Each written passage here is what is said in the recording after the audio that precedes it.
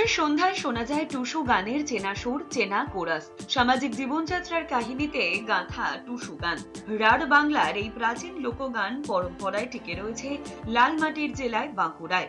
যুগের সাথে তাল মিলিয়ে কিছুটা ফিকে হলেও পৌষের সন্ধ্যায় ভেসে আসে টুসু গানের কোরাস। চন্মুখেতে তাসার বাজনা বেজেছে, তাসার বাজনা বেজেছে। জানান দেয় বেঁচে রয়েছে সেই চেনা সুর, চেনা গান, টুসু গান। টুসু ঘরের মেয়ে লক্ষ্মী রূপে পৌষ মাস ধরে সন্ধেবেলায় টুসু বন্দনা আর পৌষ সংক্রান্তিতে টুসু বিসর্জন দিয়ে আবার এক বছরের অপেক্ষায় থাকা।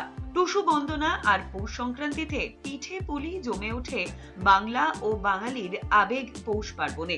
প্রাচীন মল্লগড় বিষ্ণুপুর শহরে আজও জমে ওঠে পৌষের সন্ধ্যায় টুসু বন্দনা।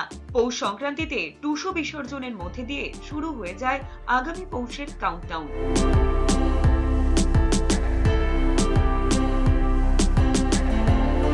টুসু আমাদের বাড়ির মেয়ে, আমাদের লক্ষ্মী।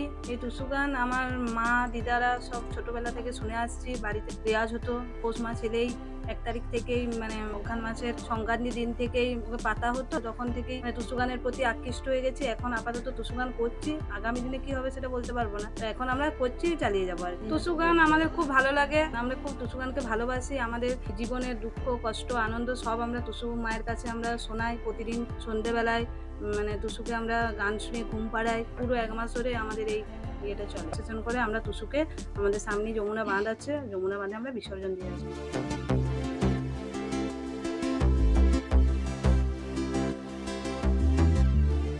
আমরা টুসুকে ভীষণ ভালোবাসি। ছোট থেকে যখন থেকে আমাদের মানে টুসু আমাদের বাড়িতে আসে তখন থেকে আমরা টুসু গান গাই। আমরা টুসু খেলি, আনন্দই থাকি। ঘরের মেয়ে লক্ষ্মী উনাকে নিয়ে আমাদের সব চলছে। সবাইকে মাকে সংখ্যা ইয়াতে ঢুকেছে, সেই থেকেই আমরা টুসু গান নিয়ে আছি। বিসর্জন দিয়ে আবার মায়ের জন্য কান্নাকাটি করে আসবো যমুনার থেকে। মা ছিল অতদিন, মা চলে গেল। আমরা যতদিন বাজবো টুসু গান গেয়ে যাবো, টুসু গান গেয়ে যাবো, টুসু গান গেয়ে যাবো। আমার লাদনিকেও শিখিয়ে দিয়ে যাবো।